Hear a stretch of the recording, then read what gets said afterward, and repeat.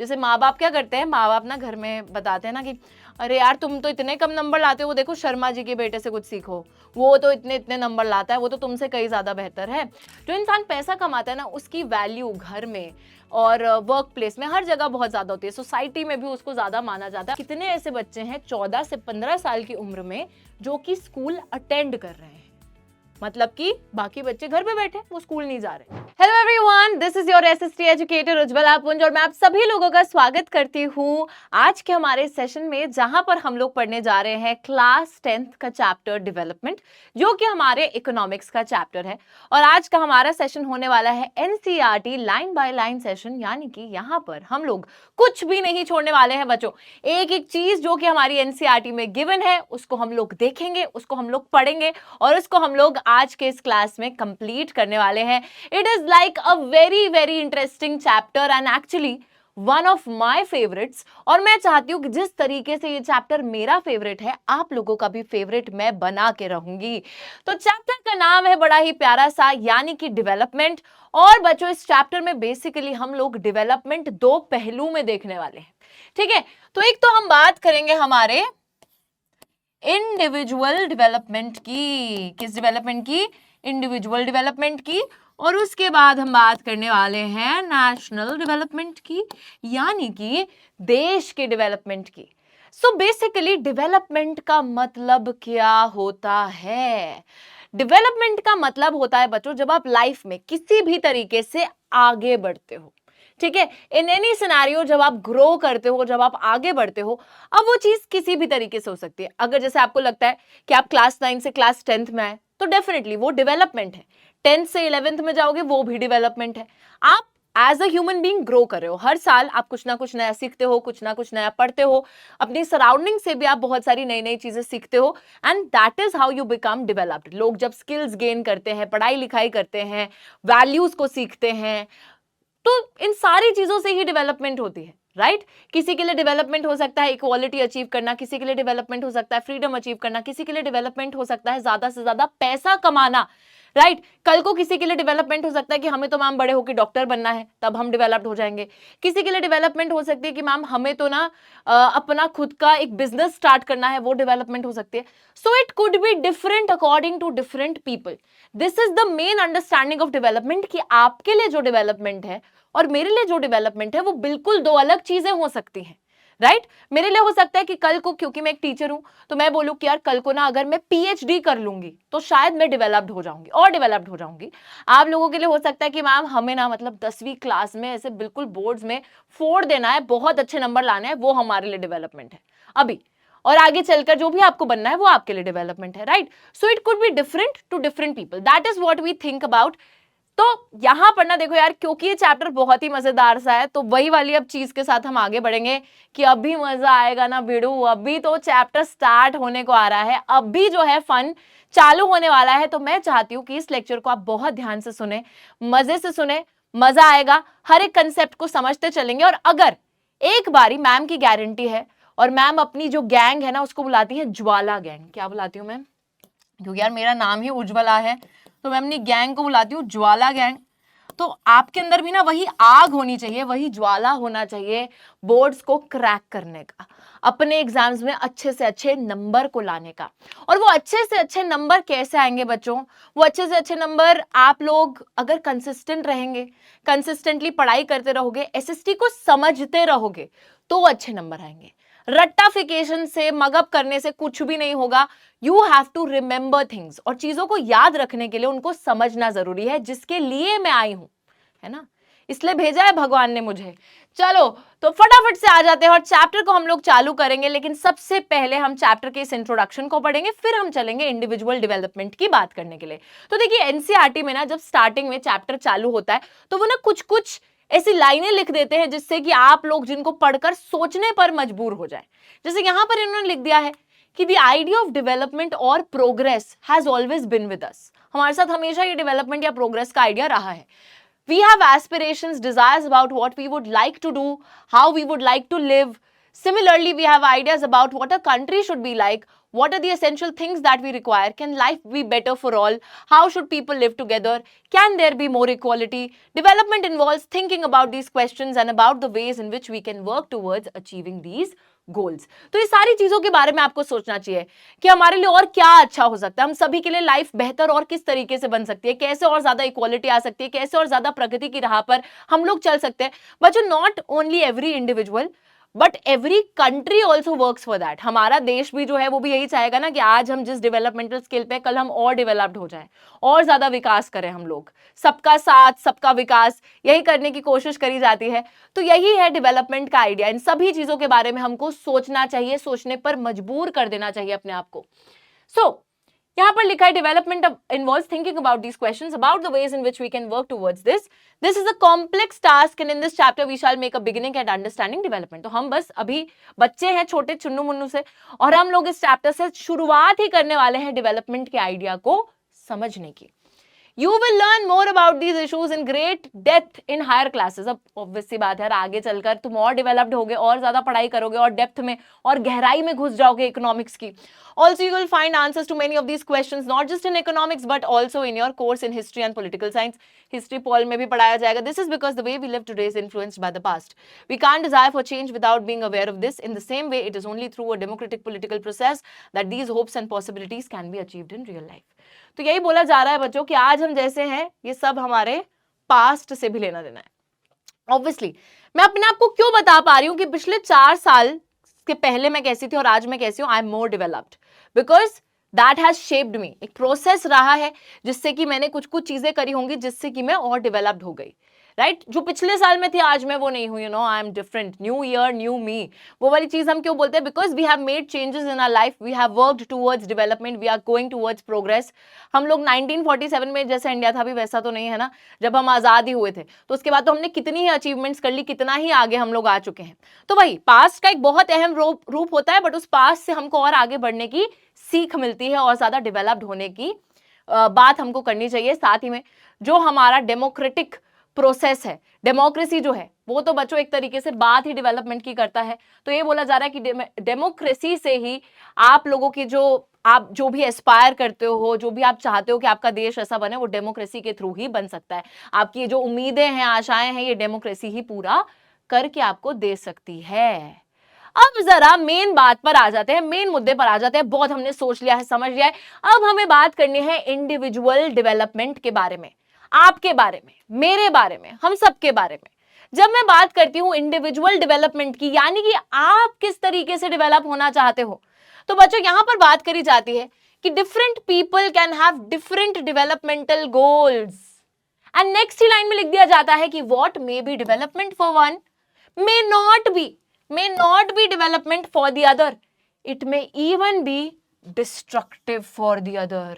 तो देखो, हो सकता है कि बंटी है, एक है बंटी. तेरा साबुन स्लो है क्या? है ना, वो वाली ऐड देखी आप लोगों ने? चलो छोड़ो. बंटी है और एक है चिंकी. बंटी और चिंकी की कहानी मैं बताती हूँ. ये दोनों पड़ोसी हैं. एंड सपोज बंटी के लिए डेवलपमेंट है कि वो ना क्रिकेट खेलता रहता है, पूरे दिन क्रिकेट खेलता रहता है. कितने मेरे बच्चे जो है ज्वाला गैंग के जिनको क्रिकेट पसंद है मुझे बताइएगा. तो बंटी भी पूरा दिन क्रिकेट खेलता रहता है, और बंटी के लिए डेवलपमेंट है कि भाई मैं ना कल को बिल्कुल विराट कोहली की तरह एक बहुत बढ़िया स्पोर्ट्स पर्सन बनना चाहता हूँ, क्रिकेटर बनना चाहता हूँ. ये मेरी उम्मीद है. That is when I will be developed. और वहीं पे जो चिंकी है वो पूरा दिन पढ़ाई करती रहती है, उनको डॉक्टर बनना है. ठीक है, तो यहां पे यही बात करी जा रही है कि यार इसके लिए क्रिकेटर बनना डेवलपमेंट है, इसके लिए डॉक्टर बनना डेवलपमेंट है.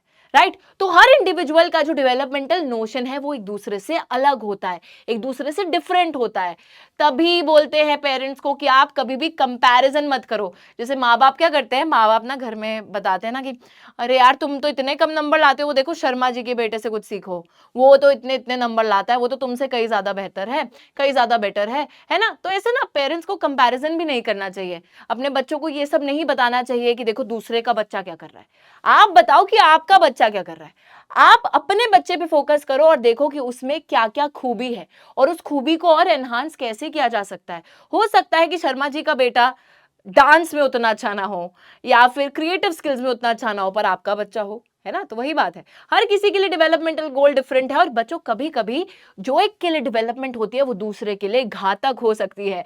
अब ऐसा कैसे हो जाता है, देखो सपोज मेरा ना एक छोटा सा घर है, छोटी सी कुटिया सी है, और वहां पर मेरे लिए डेवलपमेंट है कि मैं शांति से रहती रहूं, ठीक है, मेरे इनकम बढ़े, जो भी है मेरे लिए वो डेवलपमेंट है।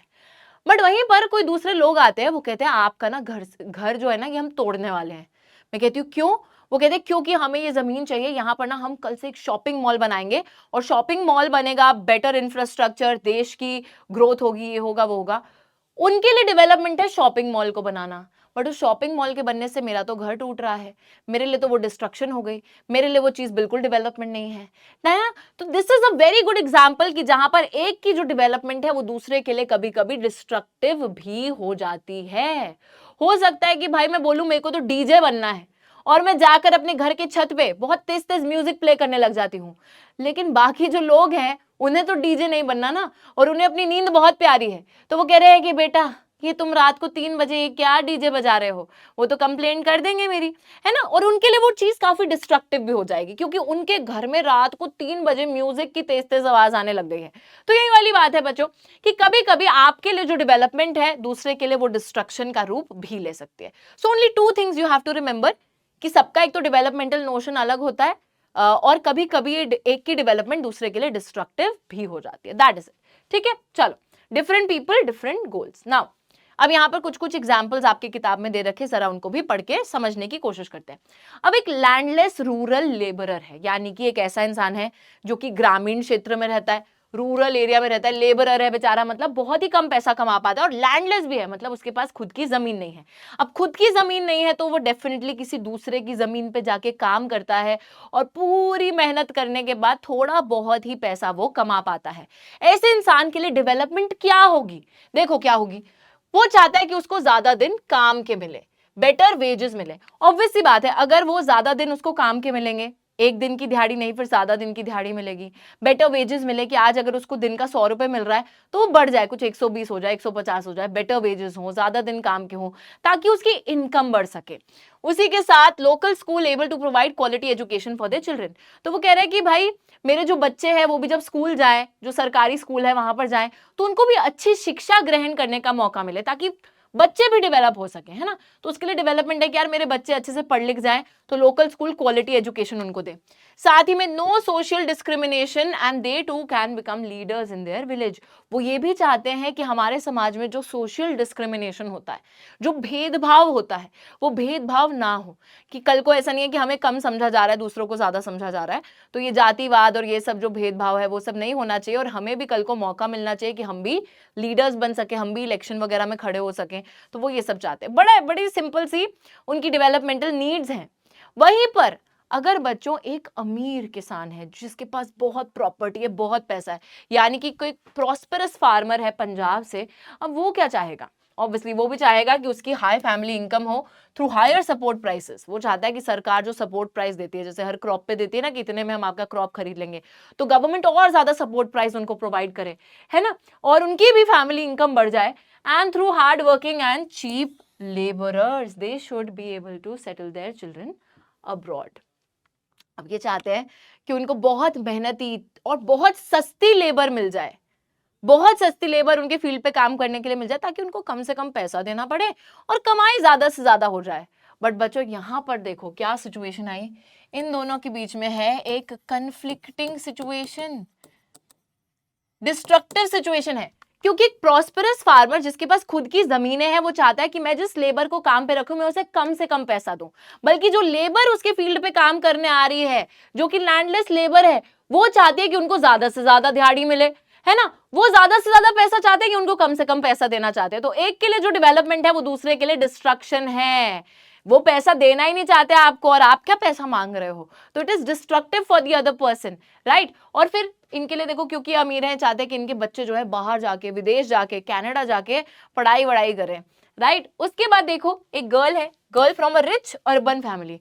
अब लोग सोचेंगे मैम एक इतनी अमीर लड़की है, अर्बन एरिया में रहती है, उसके लिए क्या ही डेवलपमेंट है ना, सब कुछ तो है उसके पास, लेकिन फिर भी ऐसा नहीं होता बच्चों, हर किसी के पास हर चीज नहीं होती। देखो तो वो चाहती है she should get as much freedom as her brother gets, and is able to decide what she wants to do in her life. लड़कियों की ख्वाहिशें ही ऐसी हैं कि जितनी आज़ादी मेरे भाई को मिल रही है उतनी एटलीस्ट मुझे दे दो, है ना। तो ये आई थिंक बहुत सी लड़कियां इसके साथ रिलेट कर पाती होंगी कि हमें उतनी ज़्यादा आज़ादी नहीं मिल पाती है, but definitely there are reasons behind it. Safety एक बहुत मेजर रीज़न है लड़कियों के लिए कि उनके पेरेंट्स उनको बहुत सिक्योर एनवायरनमेंट में रखते हैं, बट स्टिल लड़की यही चाहती है कि जितनी आज़ादी मेरे भाई को मिल रही है एटलीस्ट उतनी आज़ादी मुझे मिल जाए, कि अगर घर पे रात को उसको आज़ादी है कि वो 8-9 बजे तक घर आ सकता है तो मेरे को भी उतनी फ्रीडम होनी चाहिए, है ना। अगर ये है कि वो लाइफ में अगर ये सोच सकता है कि मेरे को ये बनना है और उसके लिए पेरेंट्स बिल्कुल तैयार हो जाते हैं कि हाँ लड़के को ये बनना है, उसको बनाने में लग जाते हैं, लेकिन अगर लड़की भी जो भी चाहती है लाइफ में उसको भी वही सपोर्ट मिले जो कि उसके भाई को मिलता है, जितना लड़के को सपोर्ट मिल रहा है उतनी लड़की को भी मिलना चाहिए। She is able to pursue her studies abroad, और अगर वो बाहर जाके पढ़ाई लिखाई करना चाहती है तो उसको उसके लिए भी भेजा जाए, तो शी वांट्स दैट। अब वही बात है, डिफरेंट डिफरेंट नोशंस है सबके डेवलपमेंट के, किसी के लिए जो डेवलपमेंट है दूसरे के लिए डिस्ट्रक्टिव भी हो सकती है, वही सारी कहानी यहाँ पर भी समझाई जा रही है। ओके, अब बात आती है कि क्या हर चीज पैसा है, कि क्या बात है, क्या चीज है पैसा, क्यों पैसा पैसा करती है, क्यों पैसे पे तू मरती है, ये सारे गाने हमने सुने हैं। और अभी भी बच्चों हम लोगों ने जब डेवलपमेंटल गोल्स को देखा, चाहे वो लैंडलेस फार्मर हो चाहे वो प्रॉस्पेरस फार्मर हो, चाहे वो गरीब है अमीर है, दोनों ही चाहते हैं कि उनकी इनकम बढ़ती रहे बढ़ती रहे बढ़ती रहे, तो इसका तो कोई अंत ही नहीं है। तो क्या हर किसी के लिए एक ही गोल है, developmental goal, which is to earn more income? बच्चे बोलेंगे यस मैम हमें बहुत पैसा कमाना है, हमारे लिए भी पैसा कमाना ही डेवलपमेंटल गोल है, बट ऐसा नहीं होता है। अभी मैं ना तुम्हारा माइंडसेट अगले 2 मिनट में बदलने वाली हूं, देखो कैसे, अभी मैजिक देखना तुम, देखो you will notice one common thing, तुम सब एक कॉमन चीज जरूर नोटिस करोगे कि what people desire are regular work, better wages and decent price for their crops और अदर प्रोडक्ट्स। मतलब कि सिंपल चीज यहाँ पे बोले कि पीपल वांट मोर इनकम, सबको ज्यादा पैसा चाहिए, और people seek more income, and besides that they also seek things like equal treatment, freedom, security and respect of others, and they resent discrimination. All these are also important goals. बड़ा simple समझाती हूँ।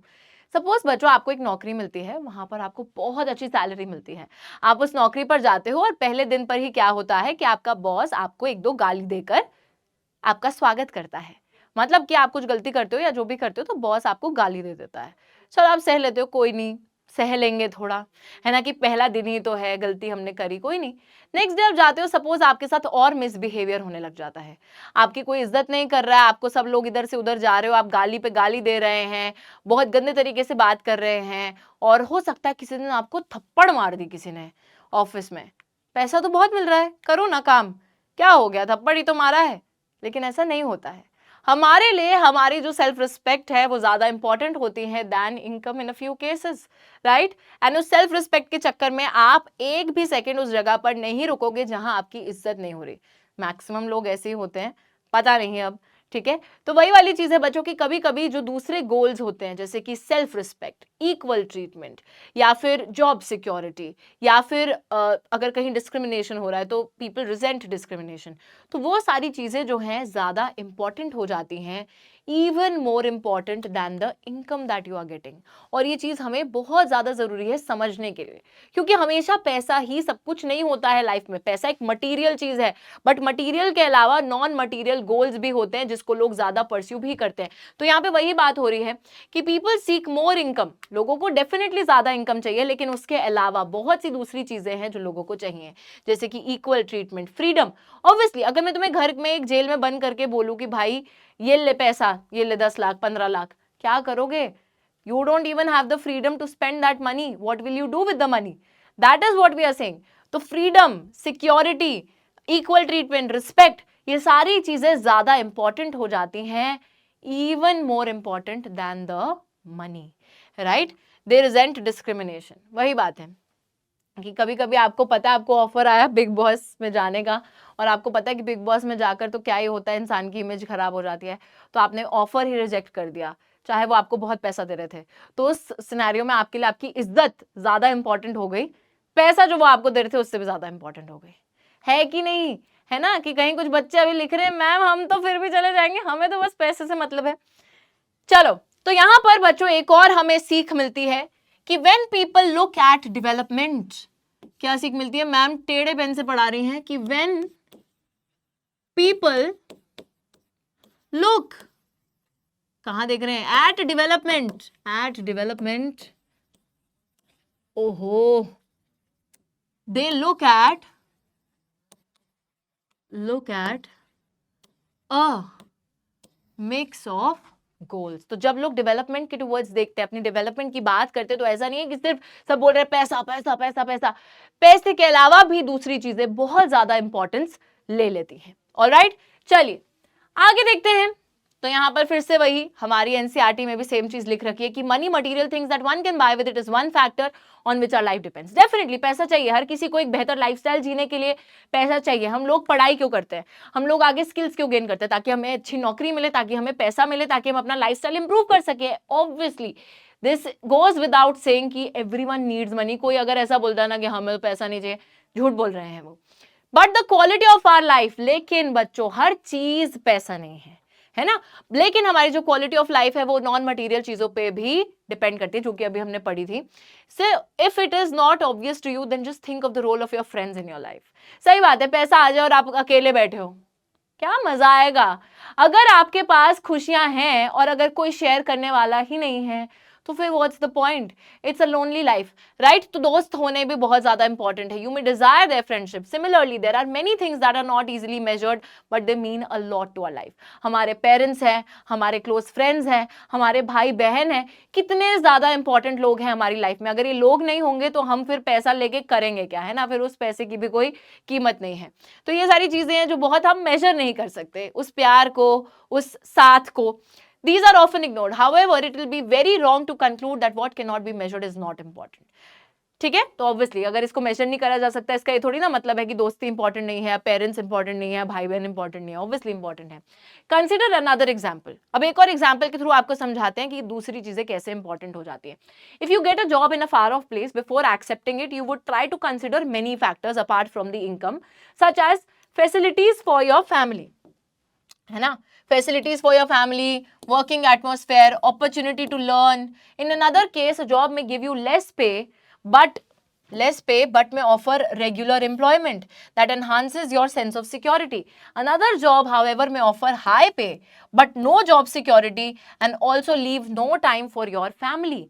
This will reduce your sense of security and freedom. बच्चों यहाँ पर ना दो तरीके की जॉब की बात हो रही है, एक जॉब, दूसरी जॉब। ठीक है, अब आप जरा कंसिडर करो। ऑब्वियसली अभी आप छोटे से हो, अभी आपको जॉब करने की कोई जरूरत नहीं है, अभी टाइम है।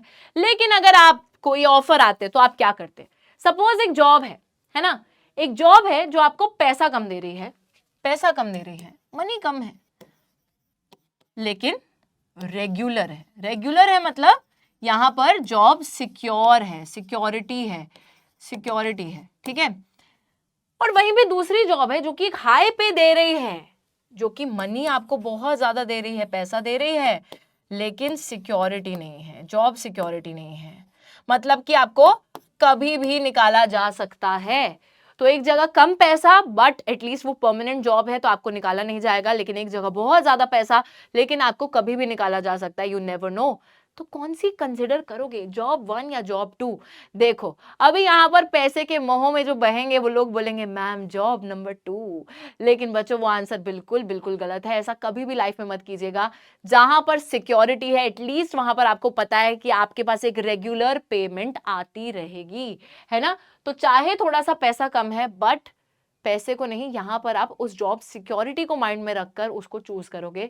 This is a rational thing to do and a very prudent thing to do, है ना? समझदारी फर्स्ट जॉब को लेने में है। ऑलराइट, साथ ही में बोला जा रहा है कि जब भी आप कोई भी जॉब लोगे तो आपको देखना है कि आपके फैमिली के लिए वो फैसिलिटीज क्या प्रोवाइड करती है, वर्किंग एटमॉस्फेयर कैसा है, पॉजिटिव है, कैसा है, यहाँ पॉलिटिक्स चलती है, या क्या क्या आपको सीखने को मिलेगा वहां पर, है ना? तो ये सारी चीजें आप कंसिडर करते हो, सिर्फ पैसा नहीं देखते हो, बहुत सारी चीजें आप कंसिडर करते हो। ऑलराइट, ठीक है, तो इसलिए मिक्स ऑफ गोल्स को आप देखते हो whenever you look at development, और मनी से ज्यादा इंपॉर्टेंट भी दूसरी चीजें होती है, वही सब समझाया जा रहा है। अब एक और केस लेंगे हम यहाँ पे विमेन का। This is the case of women. If women are engaged in paid work, बहुत से ऐसे घर हैं, ऑल्दो मेरे घर में भी बच्चों, my mom is a house wife and it is actually her choice. वो ऐसा नहीं है कि वो मतलब जबरदस्ती हाउसवाइफ कोई बनी है, उनकी चॉइस थी, उन्होंने लाइक जैसे बच्चे हैं उन बच्चों के लिए, अपने बच्चों के लिए लाइक गिव अप कर दिया और सैक्रिफाइस करा ऑब्वियसली एक तरीके से, but yes she is happy in the way she is. And I think बहुत से बच्चों के घर पे जो उनकी मॉम है उन्होंने इसी तरीके का बलिदान और सैक्रिफाइस अपने बच्चों के लिए कर रखा है, और वो घर पे रहते हैं और वो हाउस वाइफ है, but that does not mean कि आप उनको उतनी वैल्यू या रिस्पेक्ट ना दो। ऑब्वियसली रिस्पेक्ट करोगे, बहुत ज्यादा रिस्पेक्ट देते हो, राइट, बट स्टिल यहाँ लिखा है कि अगर महिलाएं पेड वर्क करती हैं, अगर वो बाहर जाके काम करती हैं, पैसा कमाती हैं, there dignity in the house hold and the society increases. This is very true. जो इंसान पैसा कमाता है ना, उसकी वैल्यू घर में और वर्क प्लेस में हर जगह बहुत ज्यादा होती है, सोसाइटी में भी उसको ज्यादा माना जाता है। ऑब्वियसली गलत है, आपकी मम्मी जो है घर पे, बल्कि वो एक वर्किंग लेडी से भी ज्यादा काम करती हैं, राइट, वो बहुत सारा काम करती हैं, तो उनको रिस्पेक्ट इज्जत बहुत ज्यादा मिलनी चाहिए। और लेकिन फिर भी सोसाइटी की कहीं ना कहीं थिंकिंग रहती है कि अगर कोई कमा के ला रहा है तो यस उनको ज्यादा डिग्निटी देते हैं, इज्जत देते हैं। However, it is also the case that if there is respect for women, there would be more sharing of housework and a greater acceptance of women working outside. तो वही बात है कि अगर महिलाओं को इज्जत मिलेगी तो घर पे भी एक तरीके से जो उनके हस्बैंड है और वो है, वो घर का काम भी बांटेंगे आपस में, और बाहर भी अगर दोनों ही कमाने जा रहे हैं तो ऑब्वियसली बात है हाउस वर्क में भी इक्वल इक्वल शेयर होना चाहिए। और महिलाओं को ज्यादा बाहर जब वो जा रही हैं तो उनको एक्सेप्ट भी करा जाएगा कि they should also work more. A safe, secure environment may allow more women to take up variety of jobs and run a business. तो महिलाओं के लिए कहीं ना कहीं बच्चों पैसे से ज्यादा इंपॉर्टेंट हो जाता है कि if they want to go and work outside तो उनको एक safe and secure working environment मिले और सेफली एंड सिक्योरली वो ट्रैवल भी कर सके टू वर्क, ऑफिस में भी एक सेफ सिक्योर एनवायरनमेंट हो, घर भी अगर वो आए तो एक सेफली सिक्योर तरीके से वो घर भी आ सकें। तो हर चीज ये वाली जो चीजें वो ज्यादा ध्यान में रखती हैं, एंड अगर ऐसा सेफ सिक्योर एनवायरनमेंट रहेगा तभी ज्यादा से ज्यादा औरतें जो हैं घर से बाहर निकलकर काम करने जा पाएंगी, नहीं तो नहीं जा पाएंगी। ठीक है, so it is very important, उनके लिए भी अब एक सिक्योरिटी जो है, सेफ्टी जो है वो ज्यादा इंपॉर्टेंट कंसर्न बन जाता है रादर देन द इनकम। आगे देखिए, अभी तक हम लोगों ने बच्चों किस चीज के बारे में पढ़ा है, इंडिविजुअल डेवलपमेंट के बारे में पढ़ा है। जरा यहाँ पर मैं आपको ना एक चीज, यस, तो मैं ना यहाँ पे जरा रिवाइज ही करा देती हूँ कि हमने क्या क्या देखा है। हमने अभी तक बात करी है हमारे इंडिविजुअल डेवलपमेंट की, अभी नेशनल डेवलपमेंट पे हम मूव करने वाले हैं, लेकिन हमने अभी तक इंडिविजुअल डेवलपमेंट की बात करी है। Let us talk about this कि क्या क्या हमने पढ़ा है इसमें। देखो, हमने देखा कि इंडिविजुअल डेवलपमेंट की जब बात होती है तो ऑब्वियसली डिफरेंट पीपल, अलग अलग जो लोग होते हैं, दे हैव डिफरेंट गोल्स, है ना, हर किसी का एक अपना अलग गोल होता है डेवलपमेंट को लेकर। कभी कभी development for one can be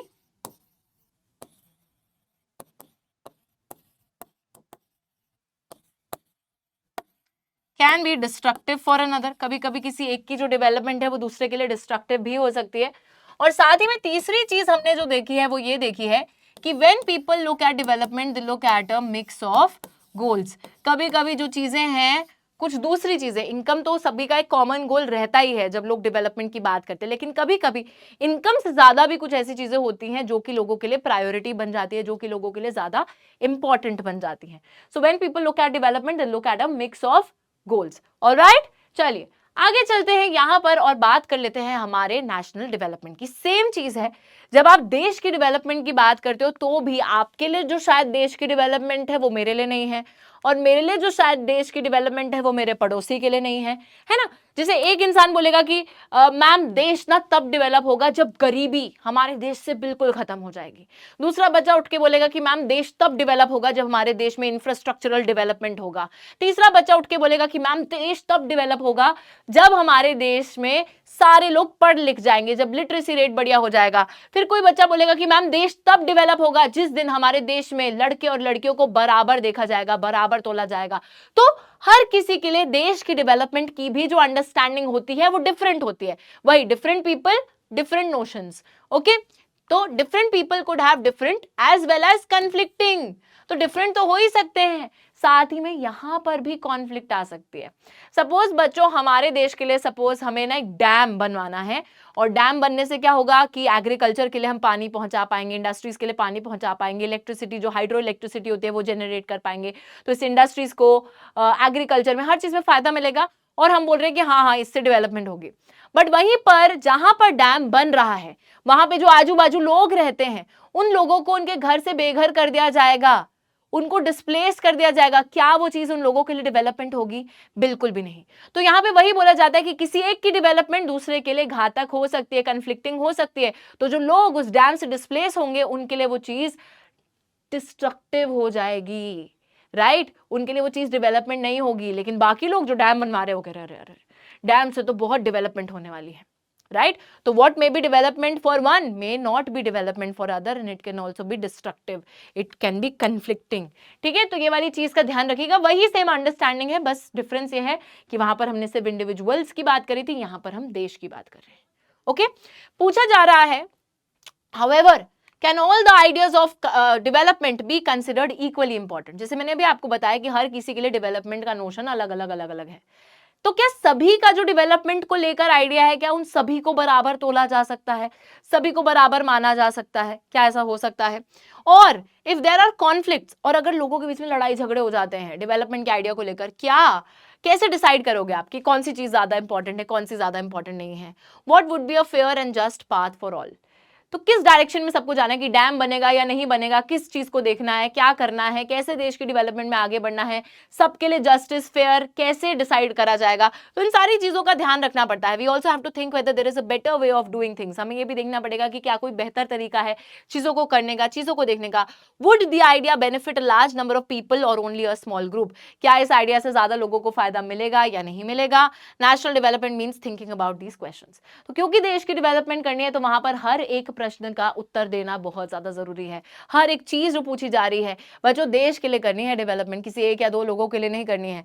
तो देखना है कि जस्ट तरीके से कैसे आप आगे चल सकते हो, न्यायपूर्वक तरीके से, सबके लिए फेयरनेस देखनी है कि सबके लिए वो चीज फेयर होनी चाहिए, गलत नहीं होनी चाहिए, किसी के एक के साथ भी गलत नहीं होना चाहिए, राइट? तो उस चीज में आगे बढ़ना होता है।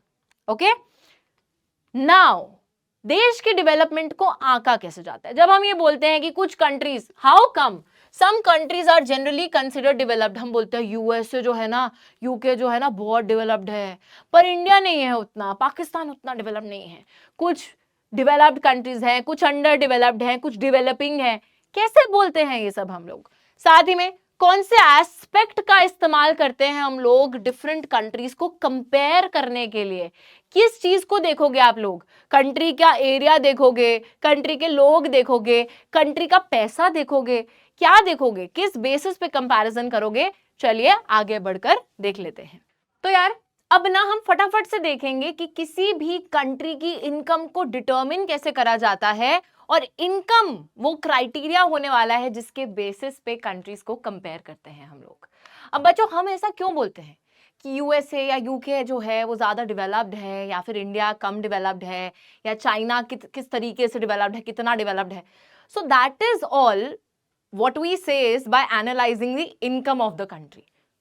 इनकम को वो क्राइटेरिया माना जाता है, सबसे ज्यादा इंपॉर्टेंट क्राइटेरिया माना जाता है जिसके बेसिस पे कंपैरिजन करा जाता है। जैसे ऑब्वियसली दो लोग भी मैं आपके आगे खड़े कर दूं, आप बोलोगे कि मैम इनके बेसिस पे ना हम कंपैरिजन इनके बीच में कैसे करेंगे, कौन ज्यादा कमाता है वो देखेंगे। तो सिमिलरली उसी तरीके से इनकम के बेसिस पे कंट्रीज में कंपैरिजन करा जाता है। ऑब्वियसली उतना सही नहीं है कि इनकम ही सिर्फ सारी चीजें थोड़ी ना होती हैं, बट एटलीस्ट इनकम आपको ये बताता है कि अगर किसी कंट्री की इनकम ज्यादा है दैट मीन्स वहां के जो लोग हैं उनकी परचेजिंग पावर ज्यादा है, तो वो लोग जो भी चाहते हैं वो उतना खरीद पा रहे हैं या फिर उतना अफोर्ड कर पा रहे हैं। बट अगर किसी कंट्री की इनकम कम है दैट मीन्स कि वहां के जो लोग हैं गरीबी में रह रहे हैं, वो जो अपनी बेसिक नेसेसिटी की चीजें हैं वो भी नहीं खरीद पा रहे। तो ये सारी चीजें दैट इज वाई इनकम को एक बहुत ही इंपॉर्टेंट क्राइटेरिया माना जाता है। Now see, the income of the country is the income of all the residents of the country. This gives us the total income. So basically वैसे तो income जो होनी चाहिए वो होनी चाहिए टोटल इनकम। अब टोटल इनकम का बच्चा मतलब क्या होता है? टोटल इनकम होता है income earned by all residents, जितने भी लोग रह रहे हैं देश के अंदर। ऑब्वियसली उसमें कुछ अनएम्प्लॉयड होंगे, कुछ बच्चे होंगे, कुछ बुजुर्ग होंगे, लेकिन उनको ऑब्वियसली एक्सक्लूड करके जितने भी कमा रहे हैं उन सबकी इनकम को एड अप कर दिया जाता है और उससे आपके देश की टोटल इनकम मिलती है। मतलब कि जितने लोग कमा रहे हैं उन सबकी इनकम को टोटल करके टोटल इनकम मिल जाती है।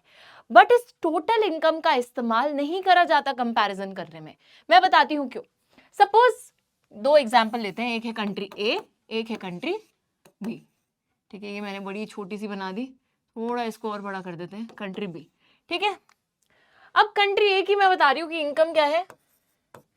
कंट्री ए की इनकम है 1000 और कंट्री बी की इनकम है 2000। टोटल इनकम बता रही हूँ, टोटल इनकम मतलब income earned by all the residents, मतलब ए कंट्री के अंदर जितने लोग रह रहे हैं वो सब मिलकर 1000 रुपए कमा रहे हैं और बी कंट्री के सारे लोग मिलकर 2000 रुपए कमा रहे हैं। अब अगर इस बेसिस पे हम कंपैरिजन करें तो सीधा सीधा हम बोलेंगे मैम कंट्री बी जो है ना उसके लोग ज्यादा अमीर है, वहां पर ज्यादा इनकम जनरेट हो रही है, दैट मीन्स कंट्री बी भी ज्यादा डेवलप्ड है।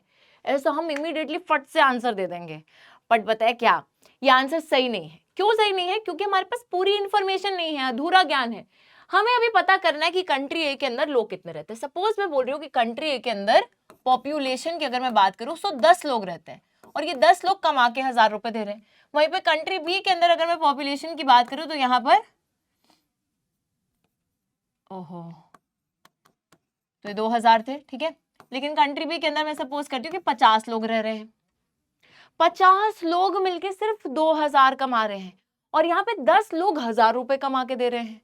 अगर एवरेज इनकम देखें मतलब पर पर्सन इंसान कितना अर्न कर रहा है तो यहाँ पर आएगा कि पर पर्सन इंसान 100 रुपए कमा रहा है। 1000 डिवाइडेड बाय 10 कर देंगे तो 100 रुपए हर इंसान का कॉन्ट्रीब्यूशन है एवरेज बेसिस पर, और यहाँ पर सिर्फ 40 रुपए का कॉन्ट्रीब्यूशन है ना, 40 रुपए का कॉन्ट्रीब्यूशन आ रहा है। सो बच्चों इससे हमें क्या पता चलता है कि हमें टोटल इनकम नहीं बल्कि एवरेज इनकम को निकालना पड़ेगा, जिससे कि हम लोग ये जज कर सकें कि किस देश के जो लोग हैं वो ज्यादा कमा पा रहे हैं।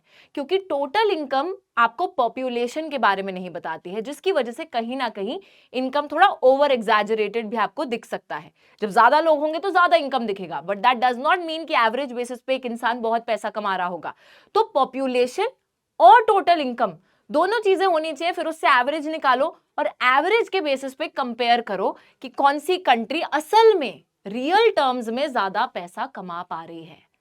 समझ में आया कि रिपीट करें? ठीक है, तो यहां पर देखिए Why is the total income of the country is not used? आपको ये चीज ना बहुत अच्छे से ध्यान रखनी है। ये सवाल पूछा गया है कि टोटल इनकम का इस्तेमाल क्यों नहीं करा जाता है कंपैरिजन करने में। बिकॉज यहाँ पे सिंपल सा रीजन लिखेंगे, it does not give us information regarding the population of a country. हमें ये पॉपुलेशन के बारे में बिल्कुल ज्ञान नहीं देती है। दैट इज वाई हम इसको कंसिडर नहीं करते, क्योंकि हमें पॉपुलेशन जानना बहुत जरूरी है। अब कहीं पे 50,000 लोग रह रहे हैं, ऑब्वियसली वहां की इनकम आपको बहुत ज्यादा दिखेगी बिकॉज लोग इतने सारे रह रहे होंगे, बट क्या पता जब आप पर पर्सन इनकम कैलकुलेट करो तो वो काफी कम आए। ठीक है, इसलिए टोटल इनकम का यूज नहीं करा जाता है बल्कि एवरेज इनकम को यूज करा जाता है टू कंपेयर डिफरेंट कंट्रीज और states. Now problem with the average income. अब ऐसा नहीं है कि एवरेज इनकम भी फुल प्रूफ मेथड है, बहुत बढ़िया चीज है, कंपैरिजन कर रहे हैं तो कोई दिक्कत नहीं है इस मेथड में। इस मेथड में भी प्रॉब्लम है। अब मैं आपको समझाऊंगी क्या प्रॉब्लम है। इस एग्जांपल से समझेंगे, टेबल किताब में दे रखी है, इसी से समझेंगे, बहुत इजीली हमें समझ में आएगा। लेट अस कंसिडर, अब यहां पर भी हमें दो देशों को कंसिडर करना है, एक है कंट्री ए, एक है कंट्री बी। दोनों कंट्रीज हैं और यहां पर ना दोनों ही कंट्रीज के अंदर बताया गया है कि 5 लोग रहते हैं। पॉपुलेशन है person 1, person 2, person 3, person 4, person 5, सिर्फ 5 ही लोग रहते हैं। बड़ा हाइपोथेटिकल सा डेटा है, तो इसको इतना गहराई में इसके मत चले जाना कि मैम ऐसे थोड़ी ना होता है, किसी कंट्री में 5 लोग थोड़ी रहते हैं। आपको समझाने के लिए ये बता रखा है। अब अगर आप यहां पर बच्चों कैलकुलेट करेंगे ना इनका एवरेज, देखो एवरेज कैलकुलेट कैसे करते हैं। सबसे पहले तो मैं आपको बताती हूँ कि एवरेज होता क्या है। तो एवरेज इनकम होता है total income upon the population. ठीक है, तो पॉपुलेशन से इसको डिवाइड करते हैं ना तो हमें एवरेज मिल जाती है। अब टोटल इनकम क्या होती है? ऑल रेजिडेंट्स, जितने लोग हैं उन सबका पैसा मिला दो तो वो टोटल इनकम बन गया। तो मिलाओ इसको, 9500 प्लस 10,500, ये हो गया आपका 20,000, 20,000, 30,000, 40,000, 40,000, 50,000। ठीक है, तो टोटल आपका 50,000 हो गया। 50,000 टोटल इनकम है, पॉपुलेशन कितनी है? 5। 50,000 डिवाइडेड बाय 5 हम लोग करेंगे तो कितना आएगा? 10,000 हमारा एवरेज यहां पर आ जाएगा। ठीक है, सिमिलरली कंट्री बी है, अब यहां पे ना गरीबी है, बहुत ज्यादा, और कुछ लोग ही हैं जो बहुत कमा रहे हैं। जैसे 4 लोगों की इनकम सिर्फ 500 रुपए है और एक ही इंसान है जो 48,000 रुपीज कमा रहा है। दैट मीन्स जो डिस्पैरिटी है, गरीब और अमीर के बीच में जो अंतर है, जो डिफरेंस है, वो काफी ज्यादा है। एक ही यहाँ पे अंबानी जी हैं, बाकी सारे गरीब हैं। तो अगर हम इसकी भी एवरेज कैलकुलेट करेंगे ना बच्चों, आप लोग खुद कैलकुलेट कीजिए, 48,000, 49,000, 50,000, 50,000 डिवाइडेड बाय 5, क्योंकि सेम पॉपुलेशन है, तो यहां पर भी एवरेज 10,000 आ गया। अब यार दिक्कत की बात यह है कि जब आप एवरेजेस देख रहे हो, कंट्री ए का भी एवरेज देख लो, कंट्री बी का भी एवरेज देख लो, तो आपको ऐसे चक्कर आ जाएंगे। क्यों? क्योंकि दोनों का एवरेज सेम है। ऑल्दो दोनों कंट्रीज का सिनेरियो बिल्कुल अलग है, बट एवरेज बिल्कुल हमें सेम दिख रहा है। बच्चों, अगर हम सिर्फ एवरेज इनकम देखें तो हमें लगेगा दोनों कंट्रीज का जो डेवलपमेंट लेवल है वो बिल्कुल बराबर है, बट ऐसा नहीं है। तो यहां पर एवरेज इनकम भी फेल हो जाती है आपको असलियत दिखाने में। असलियत ये भी नहीं दिखा रही है। तो यहां पर दिक्कत क्या आई एवरेज इनकम में? सोचिए आपने ये चीज कि एवरेज इनकम में what is the problem with average income also. देखो, फर्स्ट प्रॉब्लम है कि does not talk about the distribution of income. ये कौन सी स्पेलिंग लिख रही हूं मैं? Doesn't show the distribution of income, लोगों के बीच में पैसा कैसे बटा हुआ है, इस चीज को एवरेज इनकम दर्शा ही नहीं पाता है, दिखा ही नहीं पाता है। जैसे आपने देखा यहां पर, देखो यहां पर जो कंट्री ए है वो एक बेटर कंट्री है, वहां पे डेवलपमेंटल लेवल बेटर है, बिकॉज वहां पर एक इक्विटेबल डिस्ट्रीब्यूशन ऑफ इनकम है। मतलब कि अगर कोई 10,000 कमा रहा है तो कोई 10,200 कमा रहा है, कोई 9800 कमा रहा है, सब आसपास कमा रहे हैं, इक्वल डिस्ट्रीब्यूशन है सॉर्ट ऑफ। लेकिन कंट्री बी के अंदर जो डिस्पैरिटी है, वो डिस्पैरिटी हमें नहीं दिख पा रही। मतलब कि जो अमीर और गरीब के बीच में अंतर है वो हमें दिखा नहीं पा रही है एवरेज इनकम। ठीक है, तो यहां पर doesn't show distribution of income, neither जो डिस्पैरिटी है, डिस्पैरिटी जो है यानी कि अमीर गरीब का जो डिफरेंस है वो भी नहीं दिखा पा रहा है। दूसरा यहां पर एक बहुत ही बड़ा ड्रॉबैक है कि इट इग्नोर्स, जगह नहीं है तो यहीं पे लिखेंगे, it ignores other important indicators like health, education, etc. सही बात है कि नहीं है यार? इनकम हर चीज थोड़ी ना होती है। एक देश के अंदर जो लोग रह रहे हैं वो पढ़े लिखे हैं कि नहीं है, उनका हेल्थ स्टेटस कैसा है, ये सारे भी तो बहुत इंपॉर्टेंट फैक्टर्स बनते हैं जब आप कहीं की भी डेवलपमेंट को एनालाइज करोगे। हर चीज पैसा थोड़ी ना है। जैसे कि हमने इंडिविजुअल डेवलपमेंट में भी देखा था कि हर चीज पैसा नहीं होती है। कुछ लोगों के लिए इज्जत, security, respect stand much more superior than income itself. Same is the case here. सिर्फ मटेरियल बेसिस पे, पैसे के बेसिस पे आप एनालाइज तो कर लोगे, बट हकीकत आपको तभी दिख पाएगी जब आप पैसे के साथ साथ हेल्थ स्टेटस, एजुकेशनल लेवल्स लोगों के बहुत अच्छे से देखोगे, है ना? तो एवरेज इनकम की बच्चों अगर आपको लिखने को आए, आप 3 पॉइंटर्स लिख सकते हो, इन 2 को 3 भी बना सकते हो आप। सबसे पहले आप ये लिखोगे कि एवरेज इनकम आपको लोगों के बीच में इनकम कैसे डिस्ट्रीब्यूटेड है, यानी कि जो डिस्ट्रीब्यूशन ऑफ इनकम है वो नहीं दिखाता। दूसरी चीज, it also doesn't show the disparity between the people, लोगों के बीच में जो डिफरेंसेस हैं अमीर गरीब के बीच में, उस गैप को भी शोकेस नहीं करता है। एंड तीसरी दिक्कत है कि when you only consider average income as a basis to compare different countries, you ignore other important criteria like educational levels, health levels of the people. आप नॉन मटेरियल क्राइटेरिया को बिल्कुल ही इग्नोर कर देते हैं, साइडलाइन कर देते हैं, जिसकी वजह से आपका ये जो एनालिसिस है काफी गलत सा हमको दिखता है। ओके, तो यहां तक आई होप बात समझ में आ गई है। हमने आपको क्या समझाया, एक और रिकैप लेंगे। ठीक है, यहां तक बच्चे मैंने आपको बताया कि जब हम लोग नेशनल इनकम की बात करते हैं, when we talk about national income, तो ये जो नेशनल इनकम होती है इसको कंपेयर करने के लिए, इसको कंपेयर जब हम करते हैं कंट्रीज के बीच में, तो हम लोग टोटल इनकम नहीं लेते, बल्कि एवरेज इनकम को कंसिडर करते हैं। एवरेज इनकम को कंसिडर करते हैं, बट एवरेज इनकम के साथ भी there are limitations attached to it. बहुत सी कमियां होती हैं एवरेज इनकम के साथ, क्योंकि एवरेज इनकम हमें बहुत सारी चीजों के बारे में बताता ही नहीं है। ठीक है, लेकिन इसी एवरेज इनकम के बेसिस पर ही बच्चों हमारी एक ऑर्गेनाइजेशन है जो कि कंट्रीज के बीच में कंपैरिजन करती है। अभी बात आई थिंक आपको यहां तक समझ में आ गई, क्योंकि मेरा कुछ ऐसा ही आपके साथ क्वेश्चन है कि भाई साहब आप कन्विंस हो गए कि मैं और बोलूं, मैंने आपको कन्विंस कर दिया है यहां तक कि मैं और बताऊं और बोलूं। वैसे तो मैंने बता दिया है, 2-3 बारी बता दिया है, ठीक है। लेकिन बच्चों आई होप यहां तक बात बिल्कुल क्लियर हो गई, आप लोग कन्विंस हो गए हैं कि इंडिविजुअल डेवलपमेंट, नेशनल डेवलपमेंट आपको समझ में आ गया है। अभी थोड़ी सी और हम वही जैसे इनकम एंड अदर क्राइटेरिया की ही बात करने वाले हैं। जो एजुकेशन है, हेल्थ है, वो भी जरूरी क्राइटेरिया है, तो उसको हम कैसे एनालाइज करते हैं, कौन सी ऐसी ऑर्गेनाइजेशन है जो उन सब क्राइटेरियाज को भी मद्देनजर रख के कंपैरिजन करती है, वो सारी चीजें हम लोग देखने वाले हैं। It's gonna be a very simple thing to understand. ध्यान से सुनना, बहुत ही आसान है। अब बच्चों जो वर्ल्ड बैंक है, when it comes to the world bank, ठीक है, तो when it comes to income, the world bank divides the world economies into 4 income groups: high, upper middle, lower middle and low। तो world bank क्या करता है ना, world bank countries को 4 income groups में बांट देता है, और वर्ल्ड बैंक कंपैरिजन सिर्फ और सिर्फ एवरेज इनकम के बेसिस पे करता है।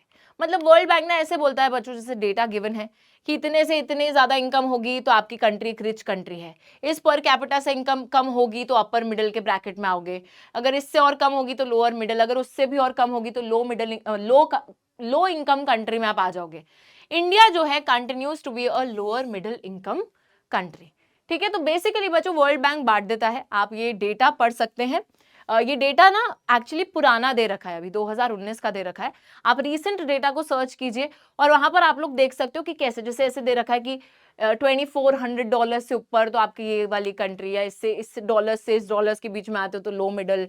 हम लोग लो मिडल में आते हैं, हम ना तो ज्यादा अमीर है ना बहुत ही गरीब हैं, तो हमारी पर कैपिटा इनकम के हिसाब से हम लोअर मिडिल इनकम कंट्री में आ जाते हैं वर्ल्ड बैंक के हिसाब से।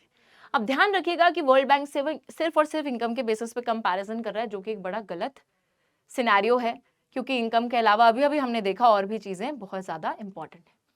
तो देखो यहां पर बच्चों दे रखा है, in the world development report brought out by the world bank. तो वर्ल्ड बैंक क्या निकालता है, वर्ल्ड बैंक निकालता है वर्ल्ड डेवलपमेंट रिपोर्ट को। वर्ल्ड बैंक निकालता है आपका वर्ल्ड डेवलपमेंट रिपोर्ट, और वर्ल्ड डेवलपमेंट रिपोर्ट में कंट्रीज को क्लासिफाई करता है पर कैपिटा इनकम के बेसिस पर। तो countries with $49,300 per annum and above in 2019, तो यही किताब में 2019 का डेटा है, नया डेटा होगा, सर्च करना। 2019 में हम लोग क्या देखते हैं, $49,300 से ऊपर पर एनम जो कंट्रीज कमा रही हैं पर कैपिटा, वो हाई इनकम रिच कंट्री बन गई। उसके बाद जिनका पर कैपिटा इनकम मतलब पर पर्सन, पर कैपिटा का मतलब क्या है, देखो एक ही चीजें कंफ्यूज मत होना, व्हेन आई से एवरेज, व्हेन आई से पर कैपिटा या फिर व्हेन आई से पर person, it's the same.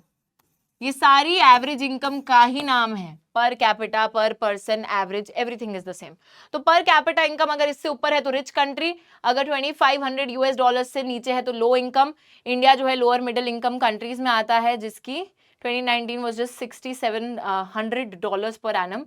Rich countries, excluding countries of Middle East and certain other small countries, are generally called developed countries.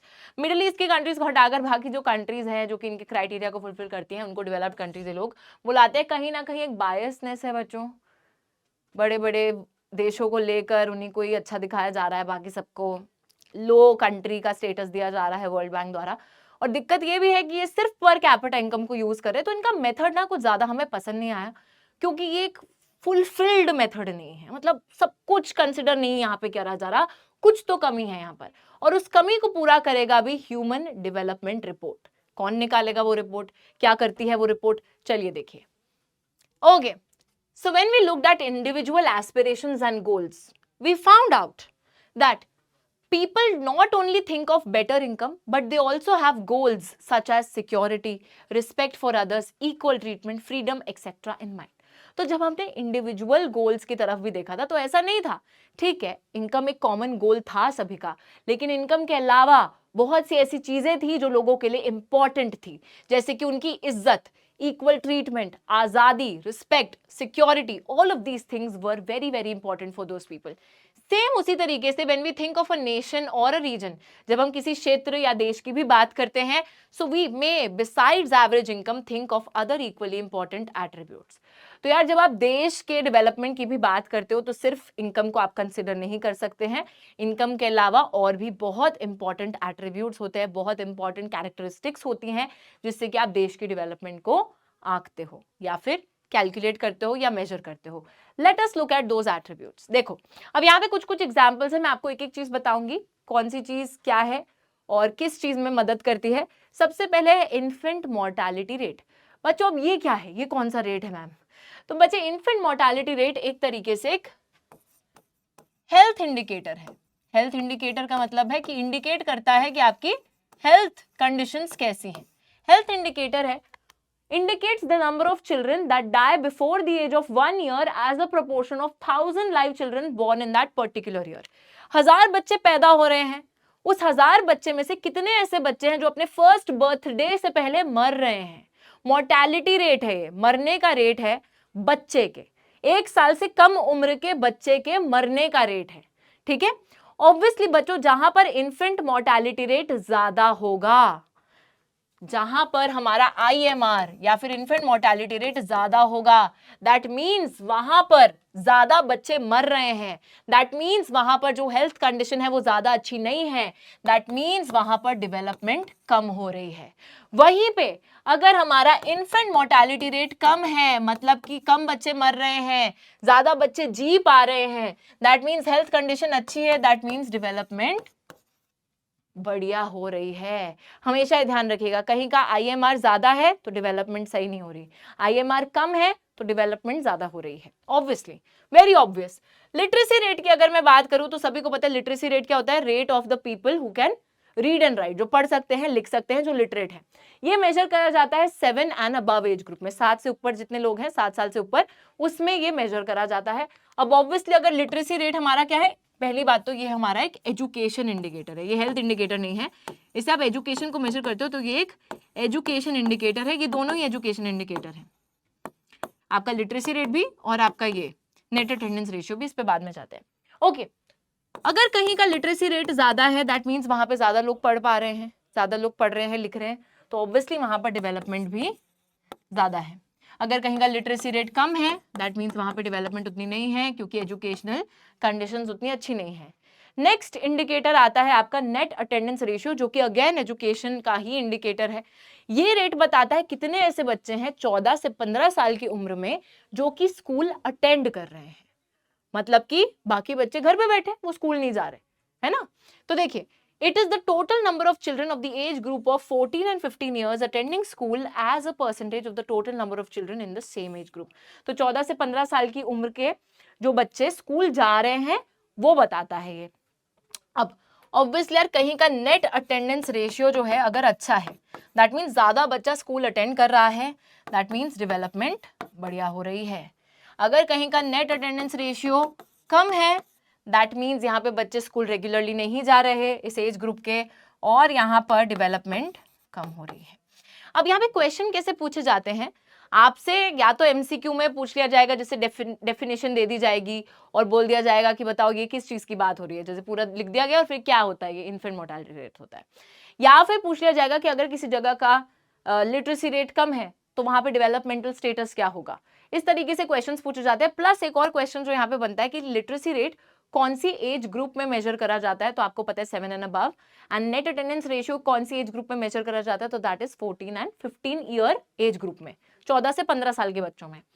तो इस तरीके से सवाल बनते हैं बच्चों। अब ये सारे इंडिकेटर्स हैं और ऑब्वियसली ये इंडिकेटर्स भी इंपॉर्टेंट है when it comes to measuring development. सिर्फ पैसे के बेसिस पे आप मेजर नहीं कर सकते और करना भी नहीं चाहिए।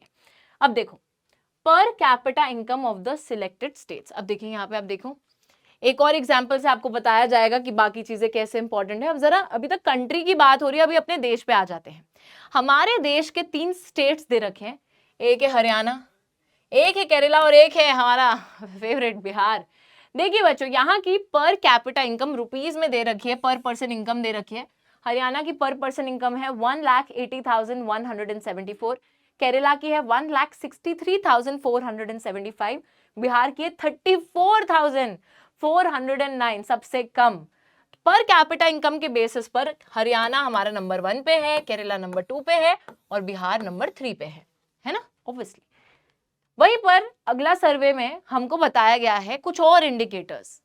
अभी तक इनकम थी, अभी इन्फेंट मोर्टेलिटी रेट आ गया है, लिटरेसी रेट आ गया है और नेट अटेंडेंस रेशियो आ गया है।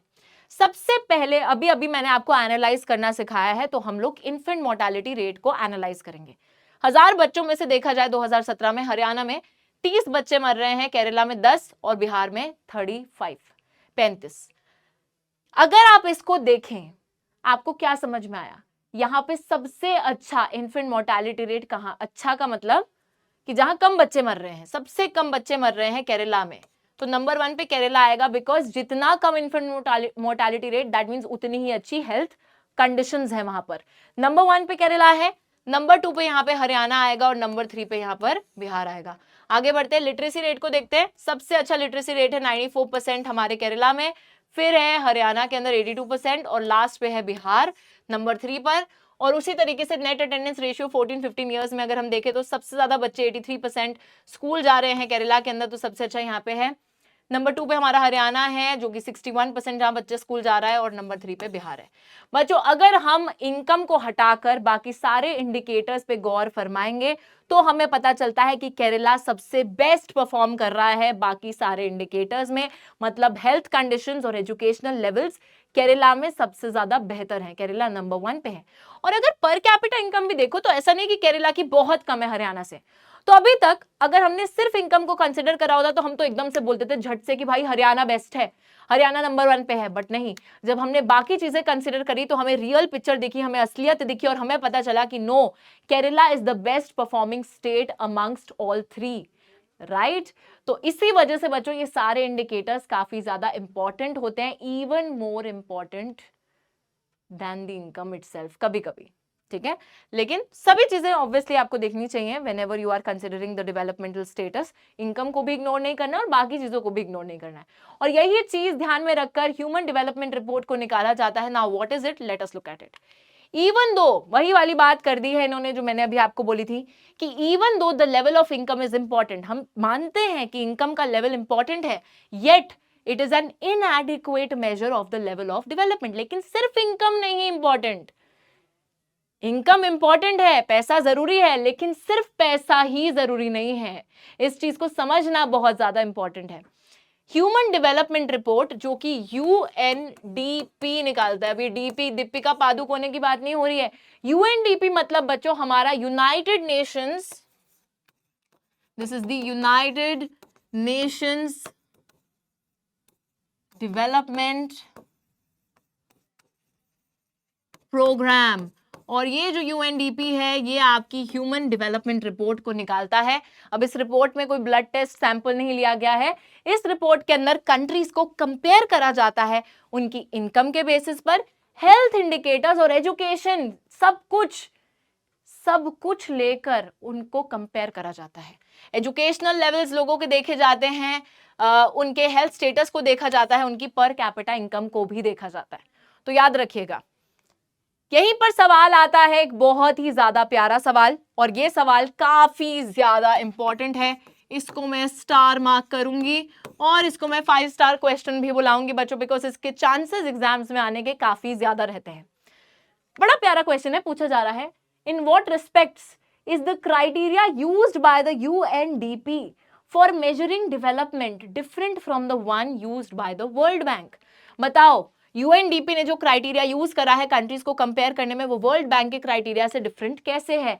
तो देखिए, सिंपल सी बात है, यहां पर आप यूएनडीपी लिख रहे हो, यहां पर आप वर्ल्ड बैंक लिख रहे हो, है ना, लिख रहे हैं, ठीक है। अब देखो, कलर डिफरेंट ले लेते हैं क्योंकि आप लोगों को रंग बिरंगा सा अच्छा लगेगा देखने में। यहां पर कौन सा कलर लूं यार, मैं तो कंफ्यूज हो गई। चलो ग्रीन ले लेते हैं, ठीक है। अभी ग्रीन कलर लेते हैं और यहां पर लिखने की थोड़ी सी कोशिश करते हैं।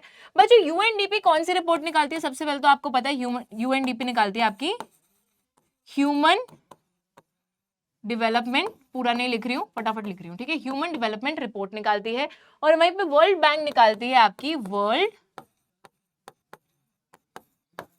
डेवलपमेंट रिपोर्ट, ठीक है, वर्ल्ड डेवलपमेंट रिपोर्ट निकालती है।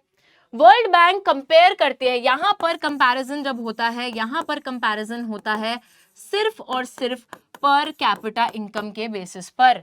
लेकिन जब यहां पर कंपैरिजन होता है, यहां पर कंपैरिजन का बेसिस सिर्फ आपका पर कैपिटा इनकम नहीं बल्कि educational levels and health levels, ठीक है, तो यहां पर हेल्थ लेवल्स भी आ जाएंगे। इन सभी बेसिस पे कंपैरिजन होता है। डेफिनेटली अगर एक और पॉइंट ऐड करना तो आप लिख सकते हो कि यूएनडीपी जब कंपेयर करिए तो वो मटेरियल नॉन मटेरियल चीजें सभी को मिला के कंपेयर करिए, लेकिन वर्ल्ड बैंक सिर्फ और सिर्फ यहाँ पे मटेरियल थिंग्स के बेसिस पे कंपैरिजन कर रही है, जहां पर वो सिर्फ यहाँ पर कंट्रीज की जो है सिर्फ एवरेज इनकम को देखती है। वर्ल्ड डेवलपमेंट रिपोर्ट में सिर्फ एवरेज इनकम के बेसिस पे कंपैरिजन करती है। और ऑब्वियसली बेटर क्राइटेरिया कौन सा है, सभी बताएंगे मेरे को कमेंट्स के अंदर कि which is the better criteria, world bank का क्राइटेरिया बेहतर है या फिर यूएनडीपी का क्राइटेरिया बेटर है। Late me know that in the comments. Okay guys, अभी फटाफट से देखो यहां पर एचडीआई की यानी कि ह्यूमन डेवलपमेंट इंडेक्स आ गया। इंडेक्स मतलब जिसमें छपता है पूरा नंबर्स के साथ साथ कि कौन सी कंट्री पहले पे, दूसरे पे, तीसरे पे।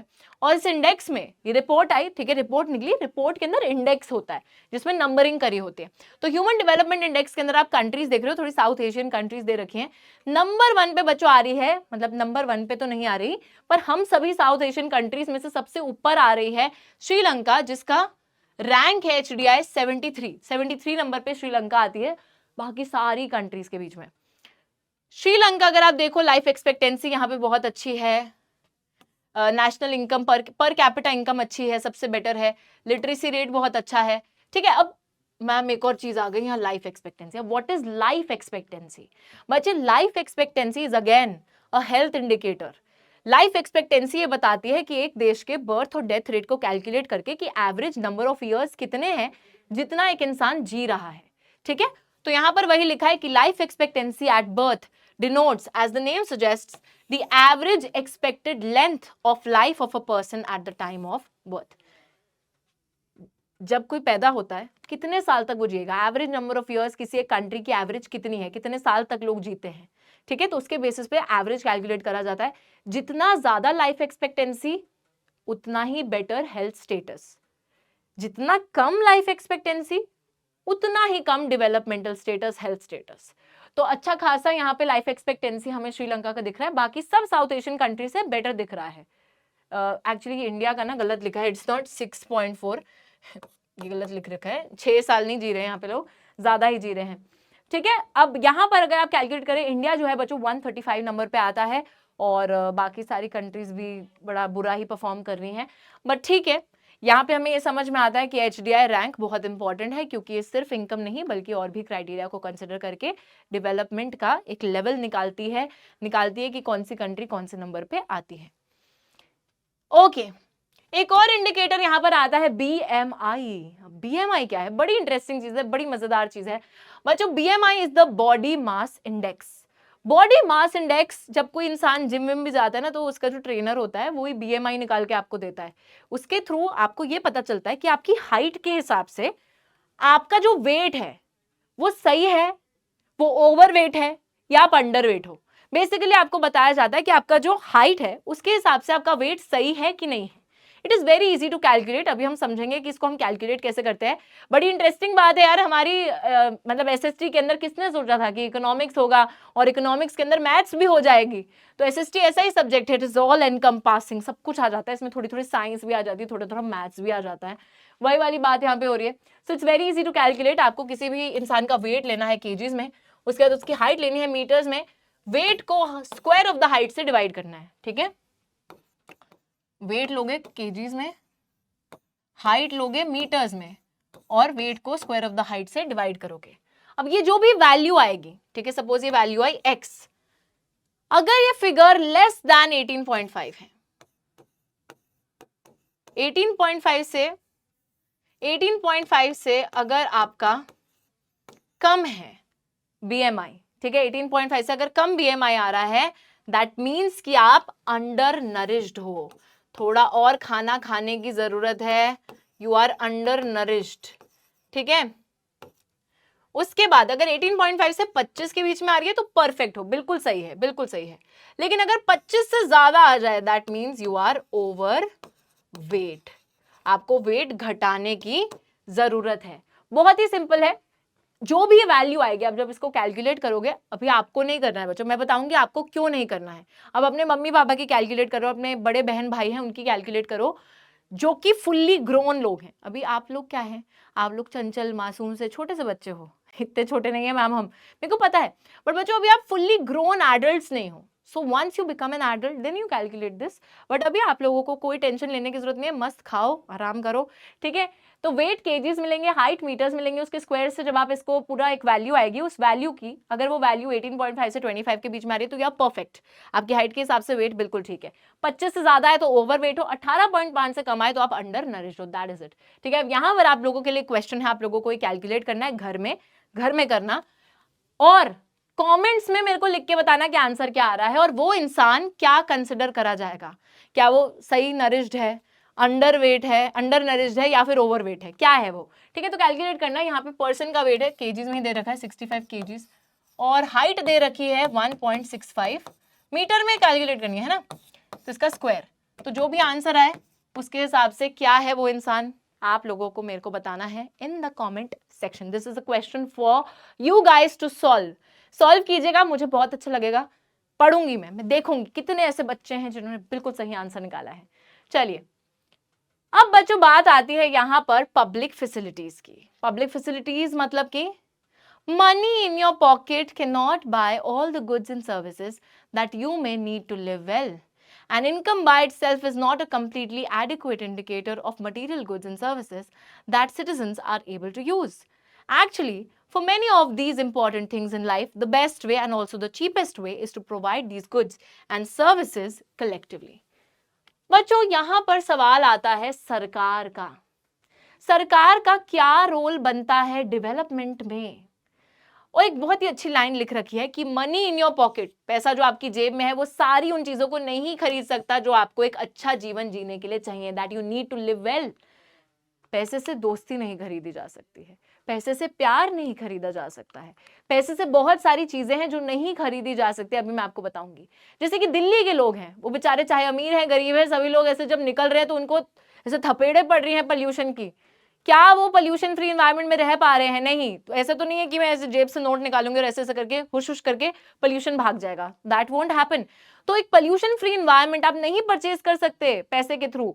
उसी के साथ अगर मैं मार्केट में जा रही हूँ, अब मार्केट में मेरे पास पैसा है, मैं बहुत सारा सामान खरीद सकती हूँ, पर अगर उस सामान में मिलावट है, अगर वो एडल्ट्रेटेड है, how can I make sure कि वो अनएडल्ट्रेटेड है कि नहीं है ना, कि उसमें मिलावट है कि नहीं है। So I can not make that sure. तो यहाँ पर एडल्ट्रेशन तो आपको मिलेगी ही मिलेगी।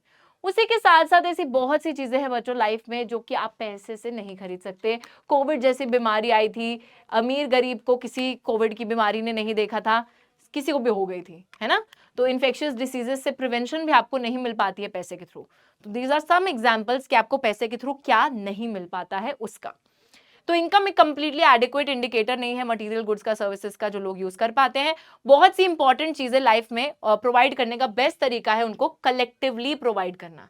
चीपेस्ट वे और best way is to provide them collectively. अब इसका एक बहुत अच्छा एग्जाम्पल है, जैसे कि एक बड़ी सी सोसाइटी है, ठीक है, यहाँ पे 2 ऊपर फ्लोर हैं, 2 इसके नीचे फ्लोर हैं, एक उसके नीचे फ्लोर है। अभी सारे लोग कहते हैं हमारे यहाँ पे ना चोरियां बहुत होती है, तो हम ना एक एक सिक्योरिटी गार्ड लगवाएंगे। ये अंकल अपने घर के आगे एक सिक्योरिटी गार्ड, ये इधर security security security security security.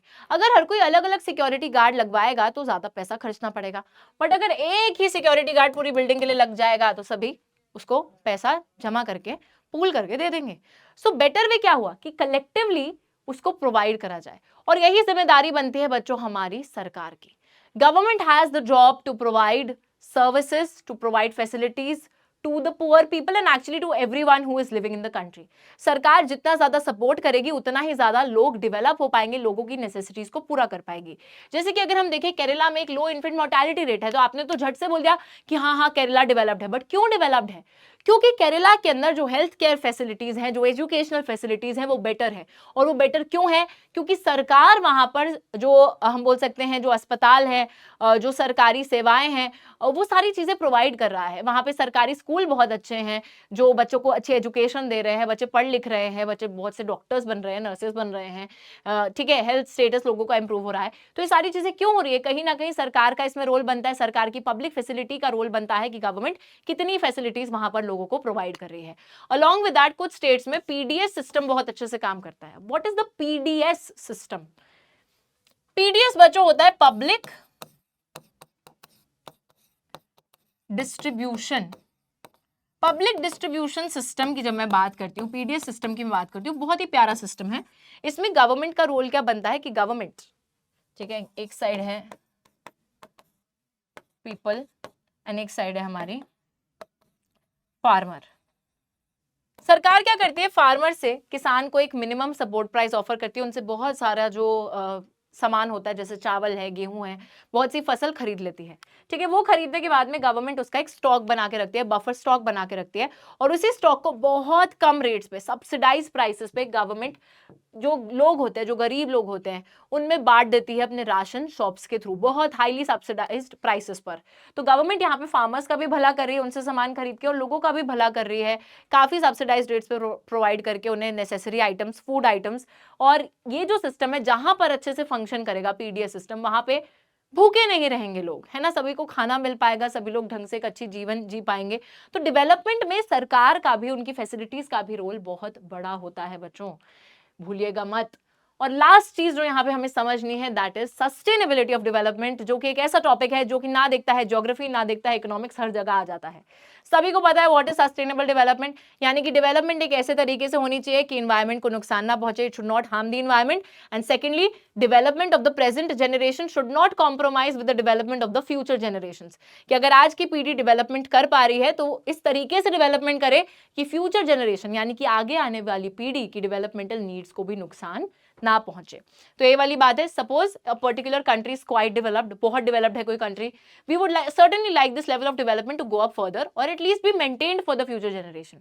तो अगर कोई कंट्री कितनी भी डेवलप्ड है, वो यही चाहेगी ना, ऐसा तो नहीं है कि कोई कह रहा है अरे हमें अब कम कर दो डेवलप्ड, हमें इतना डेवलप नहीं होना।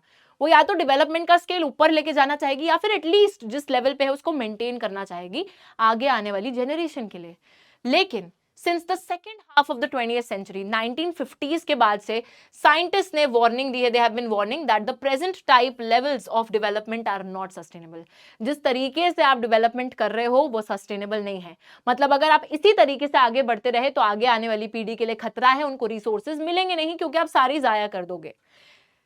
इसी वजह से बच्चों हम लोग यहाँ पर देखते हैं सबसे पहले एक रेन्यूएबल, यानी कि एक ऐसा रिसोर्स जो कि रेन्यू हो जाता है वाटर साइकिल के थ्रू, ग्राउंड वाटर, पहले उसकी बात कर लेते हैं। ग्राउंड वाटर 1/3 कंट्री जो है हमारी, 1/3 जो देश के लोग हैं वो इसको ओवर यूज कर रहे हैं, जरूरत से ज्यादा इसको इस्तेमाल कर रहे हैं, पंप करे जा रहे हैं ग्राउंड वाटर, आओ आज उड़ेल ही देंगे हमें यूज नहीं करना तो। Ground water over use particularly found in the agriculturally prosperous regions, जहां पर खेती बहुत ज्यादा होती है वहां पर ग्राउंड वाटर को जरूरत से ज्यादा इस्तेमाल करा जाता है। जैसे कि हमारा hard rock plateau region, central south India का, कुछ coastal areas, rapidly growing urban settlements जहां पे शहरीकरण हो रहा है, वहां पर ये रिन्यूएबल रिसोर्स है मैम, तो फिर क्या ही हो गया अगर ओवर यूज कर भी रहे हैं लोग। बूफे में हम जाते हैं, हम ये थोड़ी ना देखते हैं कि कितना खाना है, बहुत है खाना, खत्म नहीं हो रहा है, खाते जाओ खाते जाओ। सेम बच्चों लोगों ने ना फॉर ग्रांटेड ले लिया है हमारे पानी को। लोग सोच रहे हैं कि ये तो भगवान की देन है, अभी पानी है, वाटर साइकिल से फिर रेन्यू होके आ जाएगा तो यूज करते जाओ करते जाओ करते जाओ। बट लोगों को ये नहीं समझ में आ रहा है कि अगर जिस स्पीड से वो रेन्यू नहीं हो रहा उससे ज्यादा स्पीड से आप उसे यूज कर लोगे तो उसकी स्कार्सिटी क्रिएट हो जाएगी। मैंने एक बाल्टी रखी, मैंने टैप खोला, एक स्पीड से वो पानी बाल्टी में भरेगा, ये तो नहीं ना कि खोलते पूरी बाल्टी भर गई, नहीं, एक स्पीड से भरेगा। अगर उस स्पीड से भरने से पहले मैं उसे डेल दूंगी so again it will take that time, और अगर उस टाइम में मुझे उसे इस्तेमाल करना है मैं नहीं कर पाऊंगी। उसी सेम तरीके से हमारी पृथ्वी के अंदर पानी रेन्यू हो रहा है, हाइड्रोलॉजिकल साइकिल चल रही है, बट अगर रिप्लेनिशमेंट का रेट धीरे है और आप उसको जो यूज कर रहे हो उसका रेट तेज है तो आप उसे ओवर यूज कर रहे हो, ओवर एक्सप्लॉइट कर रहे हो, इतना वो भरा नहीं जितना आप उसे इस्तेमाल कर रहे हो, तो उसकी कमी, स्कार्सिटी क्रिएट हो जाएगी। तो यहाँ पे वही बात करी जा रही है, if we use more than what is being replenished, इतना रिप्लेनिश नहीं हो रहा है, इतना ग्राउंड वाटर भर नहीं रहा है, उससे ज्यादा आप उसे यूज कर दे रहे हो तो हम उसे ओवर यूज कर रहे हैं, इससे उसकी स्कार्सिटी यानी कि उसकी कमी क्रिएट हो जाएगी। सिमिलरली एक और रिसोर्स है क्रूड ऑयल।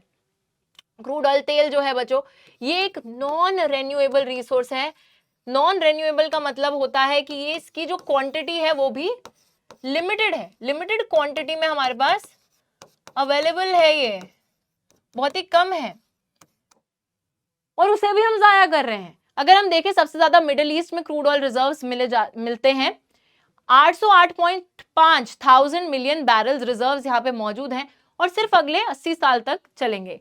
यूएसए के अंदर 44.2 थाउजेंड मिलियन बैरल्स रिजर्व है जो सिर्फ 12 साल चलेंगे और पूरे वर्ल्ड की बात करी जाए तो 1687.9 मिलियन बैरल्स रिजर्व जो अगले 53 इयर्स ही चलेंगे अगर आप इसी स्पीड से यूज करते रहे।